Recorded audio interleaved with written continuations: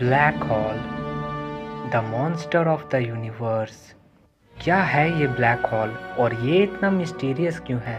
मैं आकाश सिंह राजपूत स्वागत करता हूँ आपका आज के बहुत ही इंटरेस्टिंग वीडियो में, जिसमें हम जानेंगे ब्लैक होल और इसके छिपे कुछ रहस्य के बारे में। वैसे इसका नाम सुन के ऐसा लगता है जैसे ये अंतरिक्ष में कुछ होल जैसा होगा, लेकिन ये एक्चुअली में वैसा नहीं होता। ब्लैक होल तब बनता है जब कोई बड़े तारे का लाइफ खत्म हो जाता है और उसके अंदर का सारा मैटर कंप्रेस होकर एक छोटे से स्पेस में जमा हो जाता है। लेकिन सवाल ये है कि आखिर किसी तारे का लाइफ कैसे खत्म होता है और ये ब्लैक होल कैसे बन जाता है? इसको समझने के लिए हम सन का एग्जाम्पल ले सकते हैं, क्योंकि सन भी एक तारा है।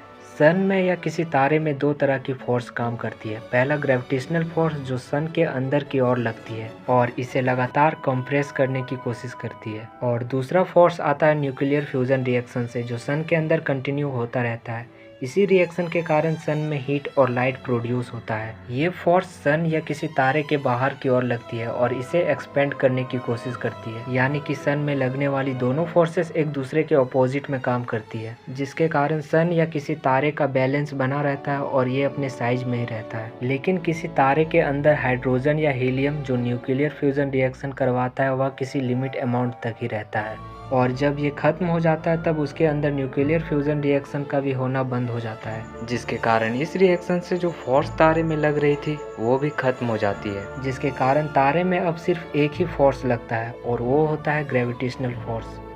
अब इस फोर्स को अपोज करने के लिए तारे में कोई दूसरा फोर्स नहीं बचता, जिसके कारण ये ग्रेविटेशनल फोर्स तारे को किसी छोटे से स्पेस में सिकोड़ देता है और फिर उससे बनता है ब्लैक होल। किसी तारे के सिकुड़ने का अंदाजा आप इस बात से लगा सकते हैं कि अगर हमारे सन जितना बड़ा कोई तारा ब्लैक होल बनता है तो उसका डायमीटर केवल 50 किलोमीटर का होगा। लेकिन हर एक तारा ब्लैक होल नहीं बन सकता। ब्लैक होल सिर्फ वही तारा बन सकता है जिसका मास 20 सोलर से अधिक हो, और ऐसे में हमारा सन भी कभी ब्लैक होल नहीं बन सकता, क्योंकि सन का मास केवल 1 सोलर होता है। यानी कि अगर कोई तारा ब्लैक होल बनता है तो उसका मास हमारे सन के मास से लगभग 20 टाइम्स अधिक होगा। अब बात रही ब्लैक होल इतने खतरनाक क्यों होते हैं और इन्हें मॉन्स्टर ऑफ द यूनिवर्स क्यों कहा जाता है, तो इसके पीछे का रीजन है इनका एक्सट्रीमली स्ट्रॉन्ग ग्रेविटेशनल फोर्स। ये इतना स्ट्रॉन्ग होता है कि लाइट तक को अपने अंदर खींच लेता है। और आपकी जानकारी के लिए बता दूं कि ग्रेविटी सिर्फ ऑब्जेक्ट को ही नहीं खींचती, इसका इम्पैक्ट लाइट और साउंड पर भी देखने को मिलता है।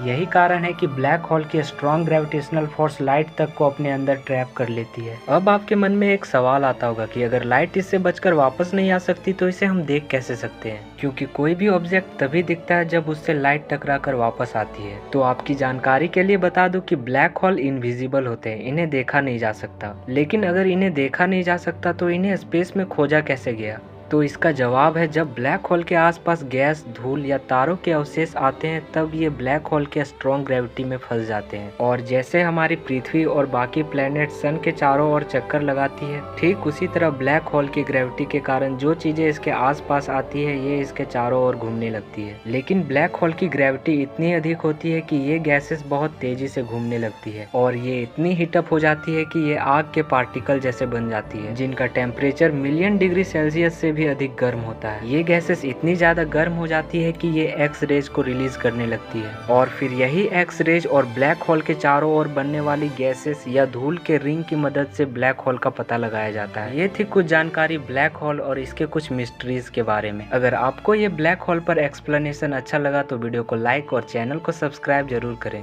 तो आज के लिए इतना ही, मिलते हैं अगले वीडियो में कोई नई टॉपिक के साथ।